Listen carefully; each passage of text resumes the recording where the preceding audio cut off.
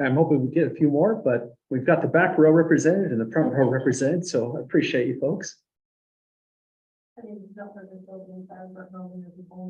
True, yeah.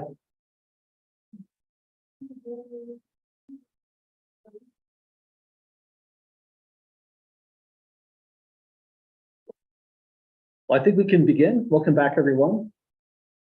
Like folks were saying, it's kind of a light class today, but we'll still get through it as usual. And we do have folks in Zoom, so hello to Jaden over at the land through Zoom. Let me know if anything is working weird on there. We're into pretty much a pivotal position in our course. Section 8.2 is relating two branches of our work.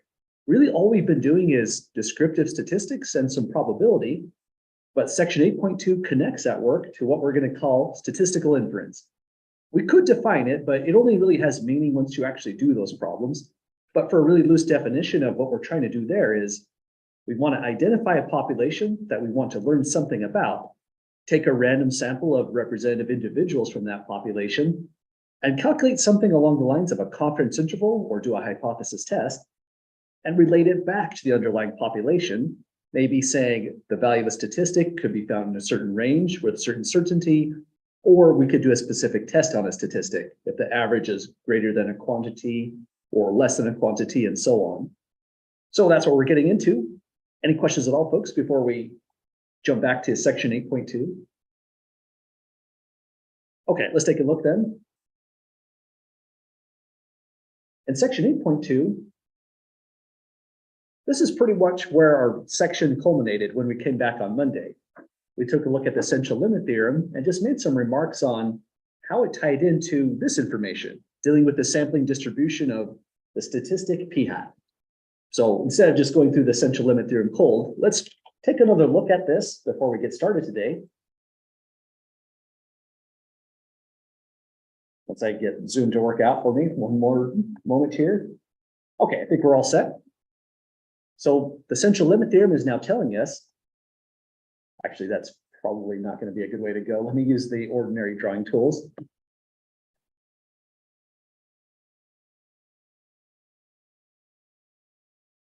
Okay, this will be a little bit easier. We'll use a highlighter.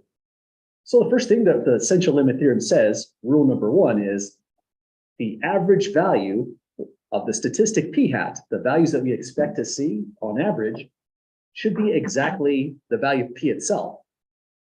Looking on this histogram, let's see just how close that got. The average, whatever it would be relative to where we believe the main peak is. It's kind of hard to see because it's all drawn by hand.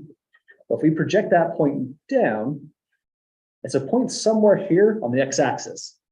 I would say it's 0.91, 0.92, 0.93, 0.94, 0.95. So this looks like 0.93 is where the center would be. So rule one says that should be exactly the true population proportion of successes in the problem. So let's come up here, take a look. The true population proportion of successes was in fact 0.93. Using a weird calculator and just simulating the problem, it did peak out right here at 0.93. That wasn't just a pattern. They proved this mathematically rigorously hundreds of years ago, that this happens every single time we look at a sampling distribution. The peak is right where the actual parameter, population characteristic, would lie. So that's rule number one. Rule number two is a little bit more complicated, but it's not as bad. Rule number two is telling us how spread out this should be. The standard deviation for this curve is related through this new formula here. The square root of p times 1 minus p divided by n would tell us just how spread out all this data is along the x-axis.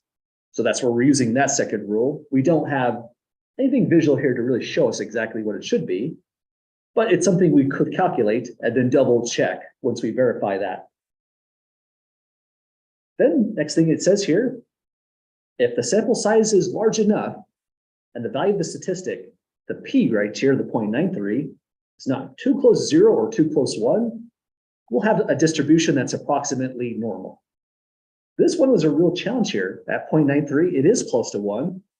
And so that's why we had to take a sample size all the way up to size 200 to get a decent looking picture where we felt it looks like the essential limit theorem does apply here. In the prior problem, the value of P was, let's see here. There it is, 0.56. So when P was 0.56, and we looked at the sampling distribution, we only had to have a sample size of 50 in this to get a nice round P. And a bit of anomaly here, that P just shot way up. So that's what's going on in these kinds of problems. That's what the central limit theorem is predicting for us, that we're going to be dealing with the normal distribution for large enough sample sizes. And it tells us what the center should be and what the variability should be in that distribution. Well, it's a massive theorem, so we're going to see it in these notes. And when we go to section 9.3, we're just going to restate it and work on it a little bit further. We'll revise rule 3 just to say, what do we mean by large enough when we go to that next section?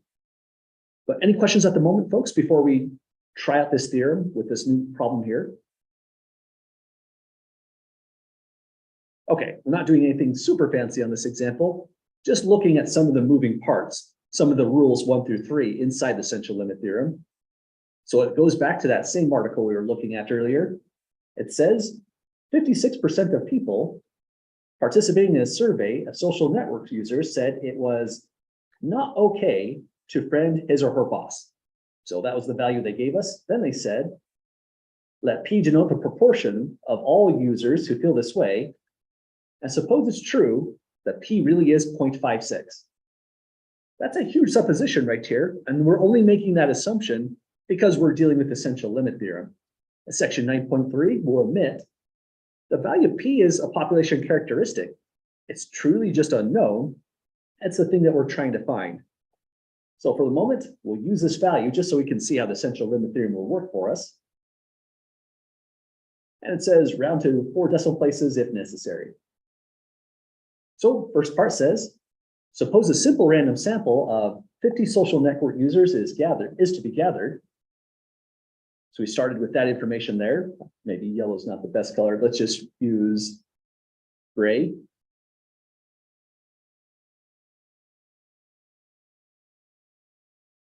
Okay, so we've got 50 social network users to be selected. Sorry, my Zoom controls have some issues here. What I would write immediately upon seeing that is just n equals 50. And it might not be a bad idea to just restate the value of this population characteristic. So next to that, let's say P is 0.56. And now here's what it wants us to do.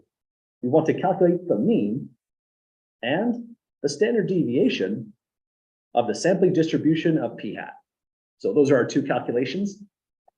To do the mean, all we use is rule number 1 right here.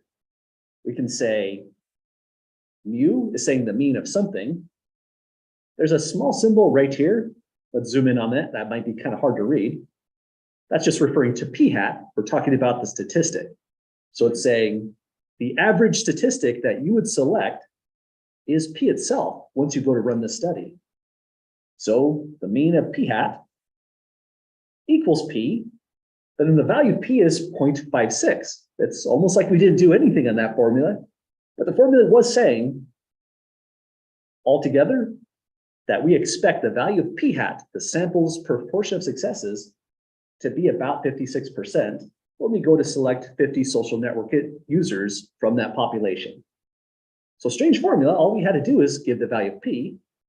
Formula number 2 for rule 2 is a little bit more involved. This is the one we'll spend a little bit more time on. It's going to tell us how spread out these kinds of distributions are, these sampling distributions. And it's related in kind of a funny way. It uses the value of P twice and the sample size. So to do this one here, here's what I'll probably make a remark when we're getting closer to exam 3, still a ways yet. But when we're getting closer to exam 3, I'll probably make a remark. When you go to calculate this, definitely put it on paper first, since this one's really easy to make a mistake on with a calculator. So if you have your calculator with you today, I'd say try to bring it out and practice along. Since it also happens in WebAssign, this one's kind of nasty, a little bit tricky. So standard deviation of the sampling distribution of P hat. First, I'll write this just to indicate what I'm calculating. Sigma P hat is that standard deviation. The formula is square root of.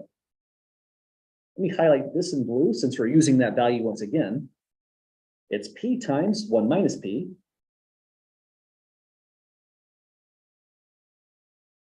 Divided by the sample size M. So that'd probably be my first step in doing this. Just write down the formula and you'll start to memorize it really quickly. And the more you memorize the formulas, just the easier they are to use, even if you have it on your page of notes. Now, in the second step, we're importing the information we know. We know the value of P, we know the value of N, we can just plug this in. So P is 0.56, let's throw it right here. This is kind of like calculating interquartile range. We have a weird formula, we just make substitutions. So 0.56 in this location, then 1 minus 0.56 would go right here. Next, we're dividing by the sample size of 50. And all that gets imported into the calculator, and we're going to get a value out. WebAssign is extremely particular. We've got to get this just right. On a quiz or an exam, if I saw this on your paper, you're essentially getting almost all the credit. I might take off a half a point. Sometimes I've taken off a quarter point if there's a calculator mistake. But WebAssign is our opportunity to practice this calculator and get it just right. I'm going to show a couple ways, a couple options of doing this computation. And let me know if you're getting the same value or a different value. I'm not opposed to trying it in a different way. In fact, we ought to do it just that way, just for the sake of putting it on the recording, if you come back to it. So my first method, I'm going to try to put that into the calculator as one line. Just keep on typing verbatim. I think of it as going outside in, top to bottom, reading left to right. So the most outside thing is the square root. So we need to find that. Let's blow up this calculator a little bit. The square root is under this power 2 key you see right here. It's printed in blue on my calculator. So that means I have to hit the second key, then the power 2 key, and it prints out the square root we're expecting.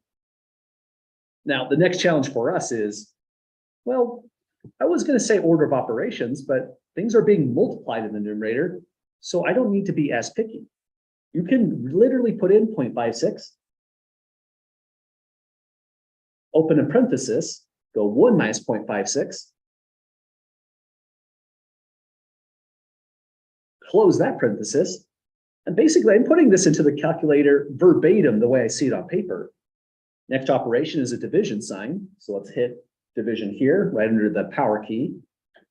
We're dividing by 50 individuals, so 50 goes here. And this is what it should look like in the calculator to give us the correct result.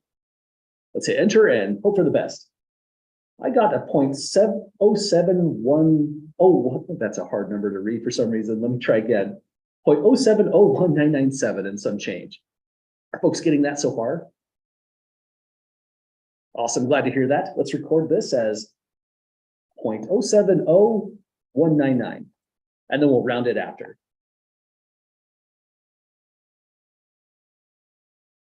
And I really thought I could memorize 6 digits. Let me try again, 199. So there's our value. We still have to round this thing to, it says 4 decimal places. But before we get to that, let's pause here for a couple more moments, just to look at another strategy if you prefer to put it in differently. I often like to put it in as just one big thing. But if you go with that strategy, here's one mistake. It's not easy to catch either. That makes it kind of pernicious. So if you went like this, suddenly this is not correct. And it's not easy to tell it's incorrect. We could give that to WebAssign, type it in over and over again. This will never give us the right answer. Anyone see what the problem is with that second line there by the red dot? Exactly. My square root sign has stopped right here. That means I'm only square rooting the numerator. I'm not taking the denominator into account. And I mean, even on paper, if we wrote this, that's a mistake as well. If you got the right value out, I'd probably just pen it in that your square root had to go a little bit lower. But if you got the wrong value out, then that would be the reason why. We could lose substantial credit from this if I check the numbers and we know we didn't divide by root. I mean, if it was a 5-point problem, we might lose a couple points. More substantial than a smaller mistake on the calculator. So watch out for those issues. The square root symbol has to extend all the way down on paper, And in the calculator, it needs to go inside as well. Let's see how different those numbers are. I'm getting a 0.009927 versus a 0.07. It's like a tenth of the original answer. It's much, much smaller this time. So that's another thing to watch out for. And just for a different way of calculating this, another option is sometimes, order of operations is not bad either. So if you feel like this is tricky to put into your calculator in one shot, give this a try. Order of operations says, go to the innermost grouping symbol. It would be 1 minus 0.56. So 1 minus 0.56. We get a value 0.44. Then move over to here. We need to multiply immediately by 0.56. So go times 0.56. And that's the next number down the line. Then back to the equation. Next operations, division by 50. You can hit a literal division sign by 50. And you get this result. We're getting really close now. Last thing is to take the square root of the whole number. But notice one thing I never did is I haven't typed in any numbers directly except these things on the left. I wouldn't want to type that in either because I'm prone to make a mistake if I'm typing in a bunch of digits. So instead, I'm going to hit second square root, second, negative sign way down here. It's going to pull in that prior answer. That gets you back to the same result, just in a different kind of way. It's honestly just as fast. So whichever way makes the most sense to you, do it as in paper or order of operations. I'd say stick to that. That'd probably be the best way to go forward, the way that just feels more natural. Well, any questions at all, folks, on getting that value right here? Okay, so our standard deviation was 0.070, and that's pretty helpful information here. Now, when we go to do a sampling distribution or ask a probability question, our calculator just needed two things, a mean and a standard deviation. So in other words, you can now ask and answer probability questions about p hat itself, as odd as that sounds. But let's take a look at what we're doing very next. Part B says, if the sample size were to increase to 100 social network users, would the mean increase, decrease, or stay the same? And a second question, would the standard deviation increase, decrease, or stay the same? Again, the whole punchline to this question, example one, is just for a way to delve into the essential limit theorem and work on it. It's only talking about rules 1 and 2, so let's focus on these here. Let's begin with, say, the first part. Would the mean increase, decrease, or stay the same? Any volunteers for what ought to happen? Yeah, good call on this one. On rule 1, the mean is just p, and it says nothing to do with the sample size n is involved there. Your sample size could be 1. Still, we expect that your sample is close to the true proportion p itself. So we can say for this first part,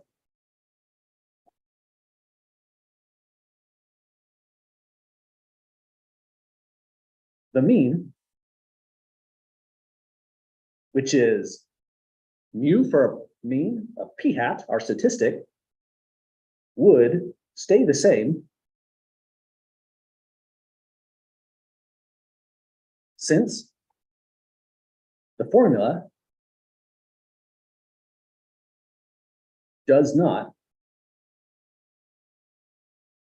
use n, which is the sample size they adjusted here.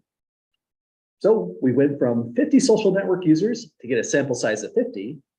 Now it's at 100 users. And so in our problem, n is now 100 different social network users. So now we have the same kind of related question. What would happen to the standard deviation?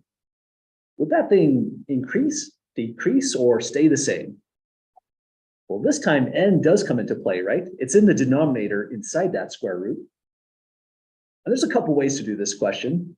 First, there's the guess method. Well, it may not be perfectly a guess. We can have some intuition of what should happen if the denominator gets larger in something like this. Any guesses? Would you say it increases or it gets smaller or stays the same? So I'm saying it's going to get smaller. I absolutely do agree. the larger you make a denominator, even if it's inside the square root, the smaller the result should be. And we're going to write that down right here. But here's another way to think about these kinds of questions, especially if you see them in WebAssign. You could pretty much just go grab the calculator again. I'm going to recalculate this, but change the sample size to 100 because, I mean, that's what's happening. We'll see what the new value is, and we'll see if it went up or down. It ought to go down. So let's now see if this really is going to happen. I'll hit second power 2 key to pull up the square root. The numerator is the same, go 0.56. A parenthesis is indicating multiplication there.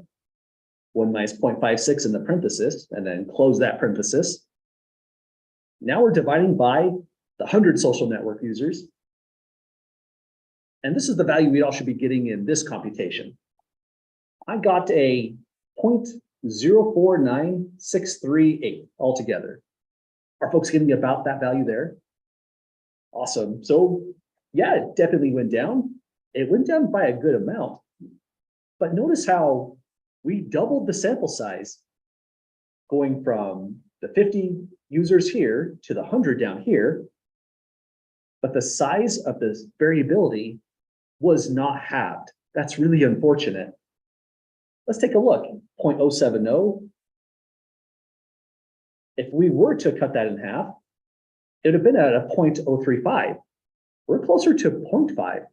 That's kind of an unfortunate fact about these things because the smaller you can make this quantity, the variability, the more precise our estimates and conclusions are going to be in inferential statistics. But that square root is a big problem. To cut that in half, you actually have to increase the sample size by 4, all because of that square root. It's really kind of awful. But that's a different topic. Let's take this result here and say, when the sample size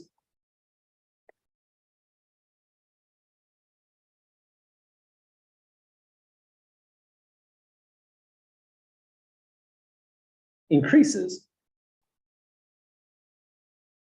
to 100, we have sigma p hat, that's what we mean by the standard deviation, decreases to this number right here, 0.049638.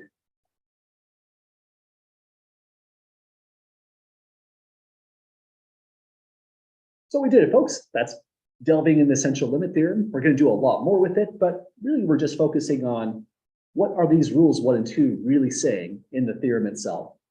And you know, I noticed I messed something up here. It did ask us to round to 4 decimal places if necessary, because WebAssign is a jerk about that. Let's carefully make sure we round as well.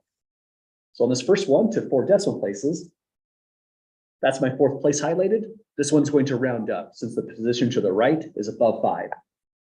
So this one's approximately 0.0702 after rounding. And this one down below, well, I don't think we have to round it. We're just trying to predict if it increases or decreases. But what the heck, let's do it anyway. Here's our 4th decimal place. So this one also would round up to, oh, wow, I missed 1, 2, 3. That's the 4th decimal place. It's a 6.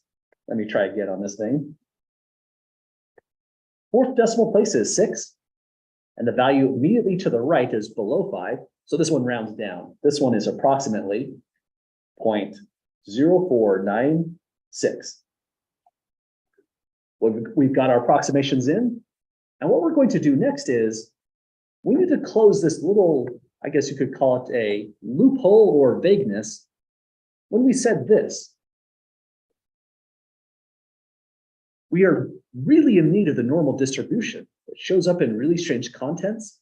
And that's the big punchline of the essential limit theorem.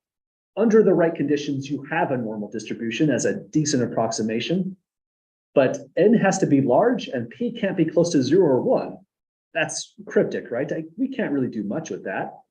So what we're going to do next is expand on rule 3 and give a decent rule of thumb that can go along with that information.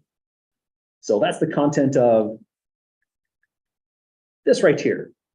And the section 9.3 notes, I effectively just took the central limit theorem and made this rule 3. I made it a little shorter, so it's not so much reading. And here's what it's saying.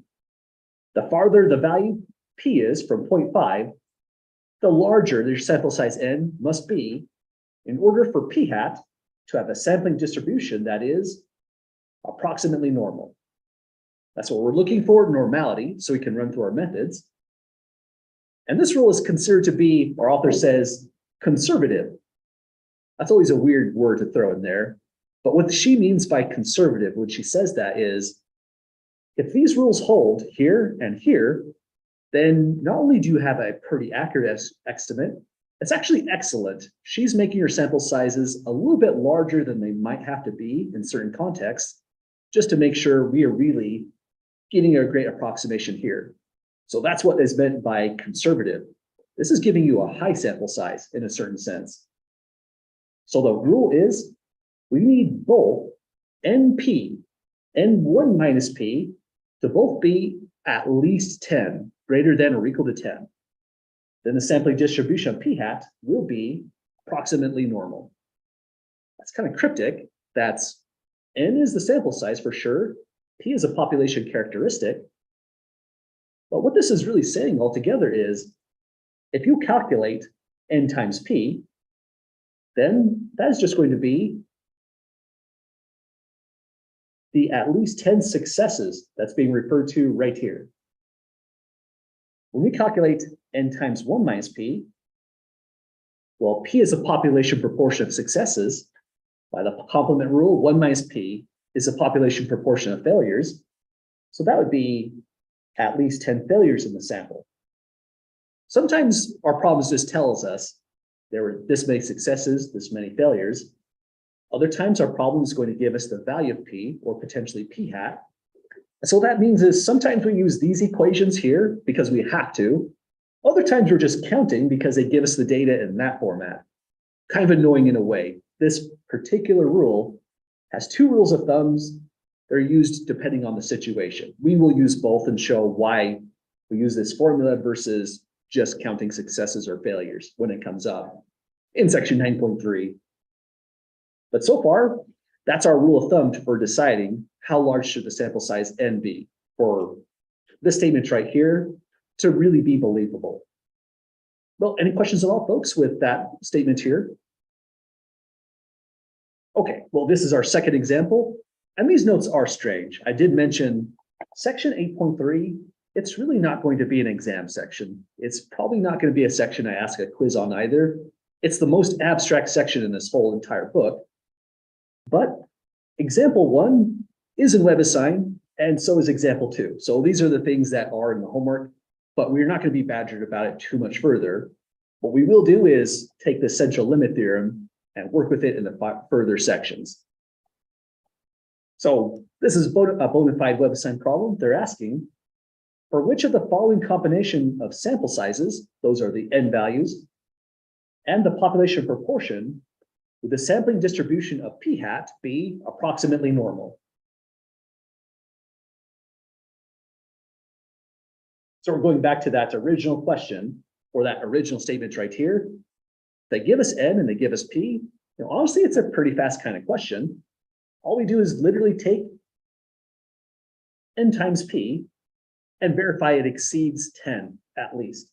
So n times P will be the sample size that gave us a 40 times the 0.93. Let's also at the same time calculate n times 1 minus P. The sample size is still 40, and this would be 1 minus 0.93. So we have two values we have to check, and all they have to do is, because of the and right here, they must both exceed 10. So let's go back to the calculator. First, it's 40 times 0.93. We have a 37.2, so it's looking good here. But then when we turn to the equation in green, now we have a really big problem. There's really two ways to calculate this. You could do it verbatim through the formula, 40 times 1 minus 0.93 and we got a 2.8. Or you could have just said, if the sample size is 40 and you have 37.2 successes expected, you could have just taken 40 minus the 37.2 and get the same value of a 2.8. But because this is 2.8, let's put a color here that pops out a little bit better. This is less than 10. And so p-hats, sampling distribution, let me say that in a slightly different way. The sampling distribution of p-hat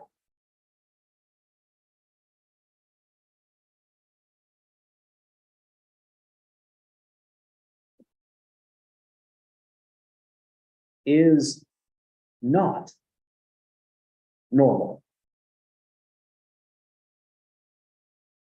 Actually, we really didn't even have to calculate the thing in blue. If we find one expected count, expected number of failures, less than 10 like we just did, the whole thing stops. This picture is going to be really nasty if we really tried to simulate that sampling distribution.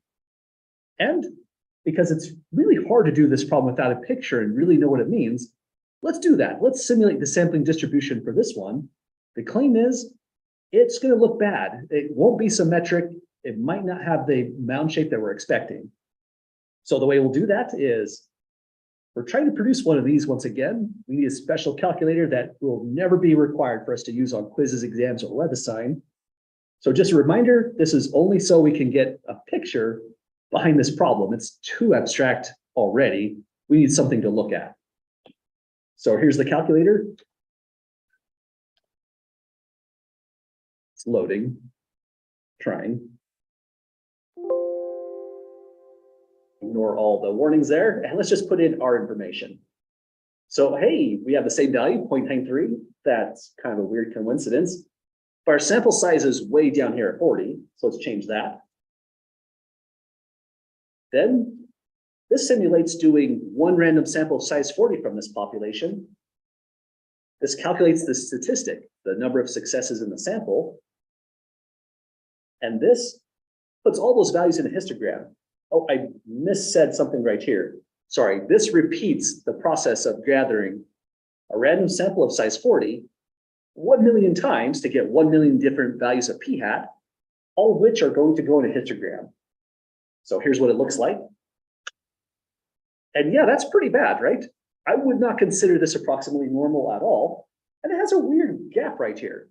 These gaps are just a side effect of how the software is trying to plot these values.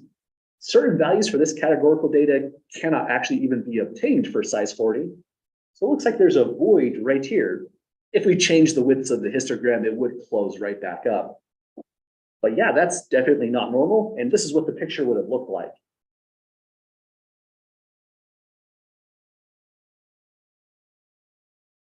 So when we say this weird statement, sampling distribution of p-hat,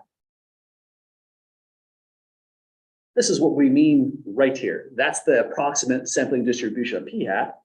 It just has too much skew on this left-hand side for us to get reliable computations out. So that's the issue right here. We would just say it's not normal, and so we cannot use the central limit theorem for these data. Sample size has to be larger.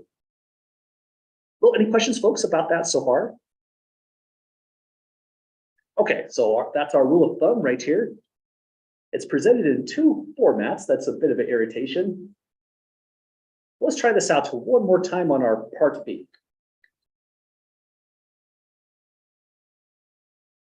In section 9.3, we'll also see how to do it this way as well. And WebAssign for this section, these are pretty much what the questions look like. I mean, they're not too bad. They're kind of fun. On this first one, we'll take n times p once again.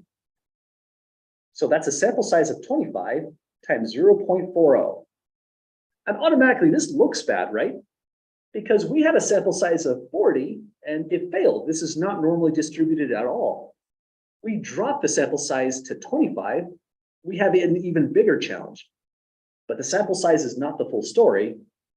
The population characteristic is also important. This one's kind of in the middle of 0.5. If it were closer to 1, like the 0.93, that's the challenge. Or if it's closer to 0, like a 0.02, that's a different challenge. But this is actually probably not too bad.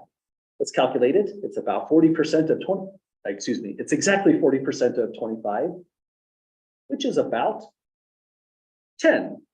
We are right on the boundary of having a successful normal distribution. Our author said it's a conservative rule, so it should look pretty normal already. We'll see how conservative the rule really is. I'm honestly not sure how this is going to look. But this is definitely equal to 10, which is, sure, that's greater than equal to 10. I only copy this part because I'm thinking of the rule down below when I write it. You don't have to put that down if it just looks funny. I'll put a check here to say, hey, we're happy. We're going through this and that worked out. Now we change the computation to expected number of failures, n times 1 minus p. Sample size stays the same. It's 1 minus 0.40. If you drop just a 0.60 right here, that'd be terrific. I usually leave them like that so the notes don't get too busy. And let's just shove this into the calculator. Or we could try it a different way. Recall, there's two ways to do this. This should be exactly 15. If you've got a value of 10 here, you can subtract it from the total of 25. And this should be 15. But there's no harm in using our author's formula if you decided to. Let's try that out. 25 times 1 minus 0.40 is what we're expecting, a sample size of 25, or excuse me, 15. And at the end of the day, both of these counts have to go back to the total count of 25 as a double check. But we can now say, once again, sure, this is greater than or equal to 10. That's weird to say, but I'm checking that condition whenever I write that down on the notes. So all we now have to do is give a conclusion. We'll say, therefore, little triangle here is a way to say in conclusion or therefore, the sampling distribution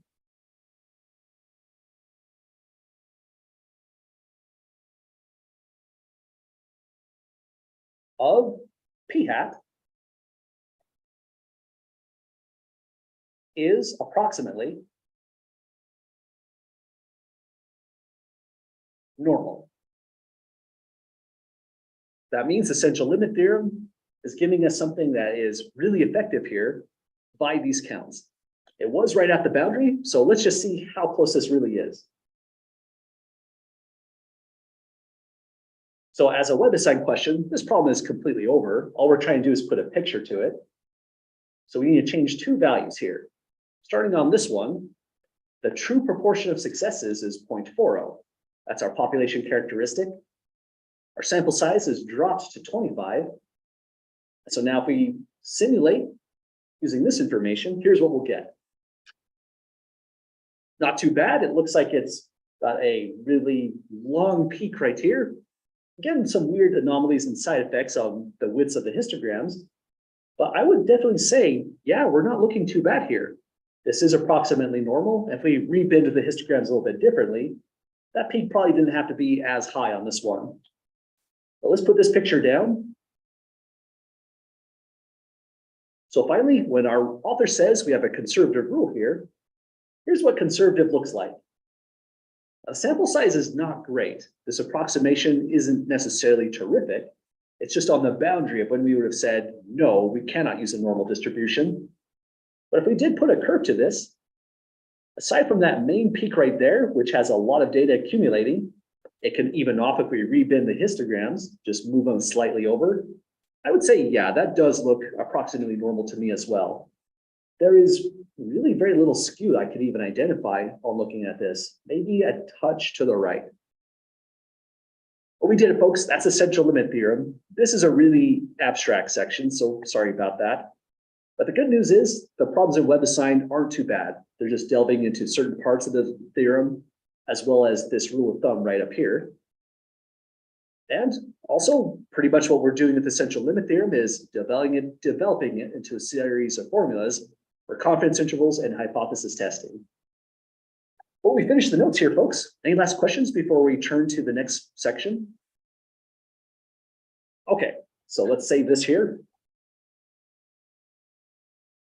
Now, with all these tools, chapter 5 on just general topics about probability, 6.5 probably even more important with the normal distribution, and now the central limit theorem, we can just specify the error right there. We'll call it a confidence interval, and we'll say it's a confidence interval or a proportion.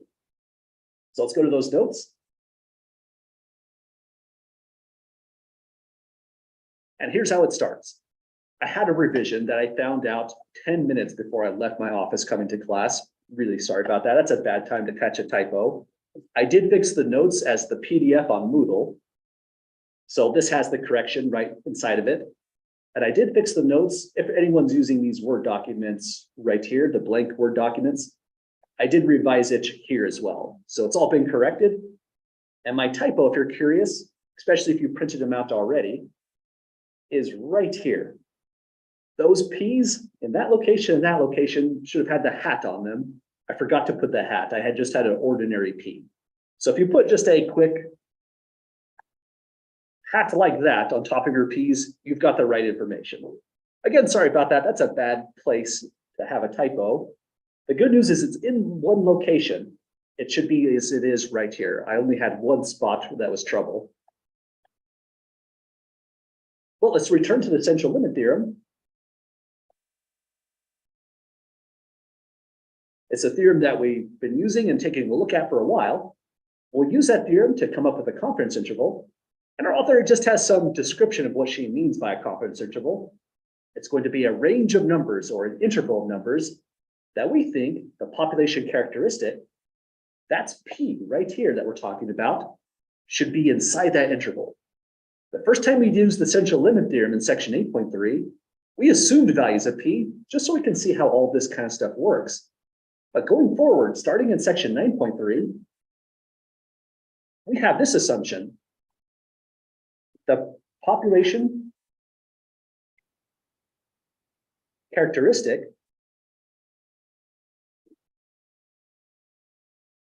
P is unknown. Our whole goal in inferential statistics is to estimate that thing. We can use it with sample data by calculating P hat, and we'll use the central limit theorem to express the error in that computation. So a confidence interval that tells us what the error will just be a range of possible numbers, and it'll have a confidence level associated with it. That's really a probability, and it's going to be the success rate of the method that we're going to be using to construct the confidence interval. So my level of confidence is saying my method has a probability or a 95% chance, if we use percentage, of being successful, so that we really did find P inside our interval of numbers. So that's what we're trying to express all together. We'll use the central limit theorem, same exact theorem as before. And I re-put our rule for the sample size being large enough to get a decent estimate here. So my first example is really just a concept kind of question. And just a reminder of these notes, because there's been a few of these already. If you see an example that has no number, it's probably not a web assigned problem, which means it's probably not a quiz nor an exam problem. Just a way for us to look at this again or discuss another section of the notes. It says on this example, gather a simple random sample of size n from a population with population proportion of successes P. So that's referring to that value of P once again. In practice, the population characteristic of P really is unknown, like we said above. But if we're actually going to construct a confidence interval, well, it's okay to not know that. That's the goal, is to estimate that thing. That is a really big problem. We cannot construct a confidence interval without any notion of variability. We actually really have to estimate that thing. So that's what we're going to do right here. Even though P is unknown, we will still estimate this, and this is how we'll do it. Once I get the right color, here we go. It's sigma P hat that we're trying to estimate. We know what it's directly equal to, but I can't calculate it in that way. None of us can unless we know the value of P. But if you knew the value of P, you would never have to do a confidence interval. That's the objective of using these intervals. So we need to put something right exactly where this P is, which is not P, something else, something that estimates it. Anyone recall what it should be?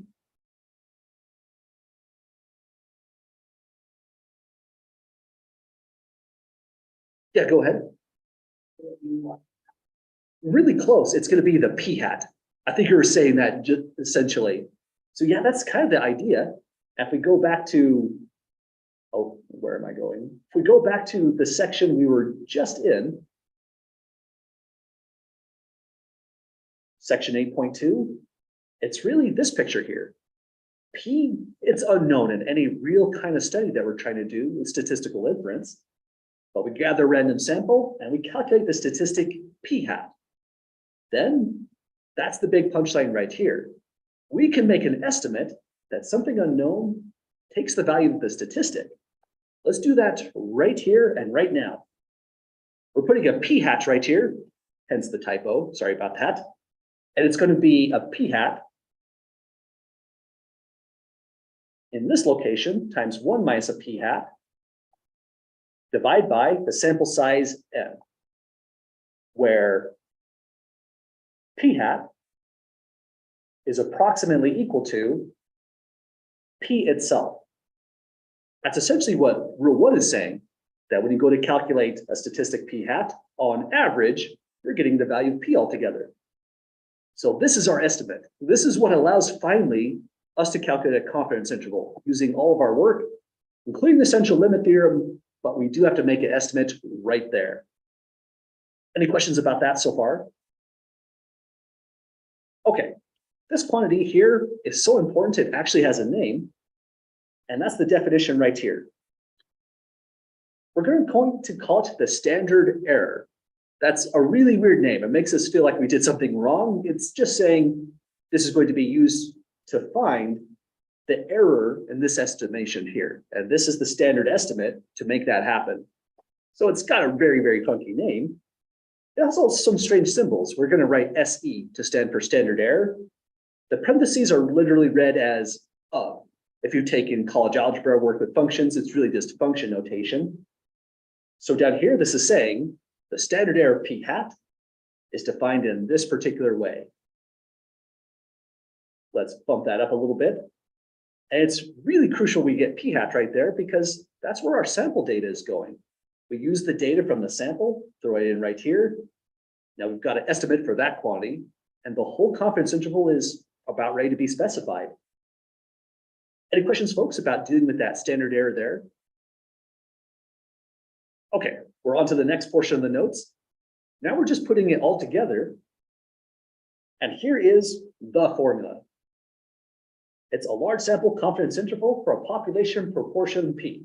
Our formulas have really big names because they're entire procedures, and so it has to discuss what the procedure is. Notice this big thing, standard error p hat, goes right here. So at this portion, we're done with the notes above, and we can focus pretty much right here for the rest of the problems. Let's read through these and see just what it's saying. First, we're doing a statistical inference type study. So there's automatically assumption you have random data. In other words, going back to section 8.2, without a random sample, your conclusions are now meaningless because our data could be biased. Now, p hat, even if it looks plausible, there's no way we can expect for a great equality here unless we took a random sample. The people in the sample have to be representative of the entire population. So we start with a simple random sample of size n. That's highlight worthy since the sample size n does show up in certain locations. It's right there, for example, when we calculate the standard error. So in order to get through a problem, we're always going to write down certain values like n equals 100 or n equals 50 or so on, so we can put it together with all of our formulas. So then it says, to estimate p, well, this is a really good thing to do. First, we should check the conditions to see if our procedure is even going to work. Our procedure is based off the central limit theorem, and for the central limit theorem to work, that was rule number 3 that we were studying in the prior notes. It's been restated right here. Well, here's the restatement right here. I'm on the wrong spot. So that's the rule 3 from the central limit theorem. We have to read rule number 1 first. Rule 1 is a weird oddity that can occur extremely rarely for some studies. It's not something that's going to happen in our class, but if you're taking advanced statistics, it is something that could happen with the right study. The sample has to be a random sample from the population of interest, or selected in a way that should result in a representative sample from the population. There's a lot of things that can happen there. And again, that's a big discussion all on its own. For us, we're really just going to check what the problem says. Was it a random sample or not? And go on from that. Our author puts this in since some statistical studies, they argue in certain ways to say it's plausible the sample is random. Again, that is really pretty weird. Then this right here, right from the central limit theorem, the final things we calculate is the statistic, the standard error, and one last weird thing, a critical number is Z star. That's where we'll pick up on the notes when we come back next class. Sorry, folks, I have been having a bad habit of not paying attention to the time. I'll look at this a little bit better going forward. But I think this is definitely a good stopping point for us because we are over time by about a minute. Any questions before we call it a night officially? Okay, well, have a great night, everyone. When we come back, we'll look at how to calculate Z star, and then we'll start doing these kinds of questions here. We'll be ready to do confidence intervals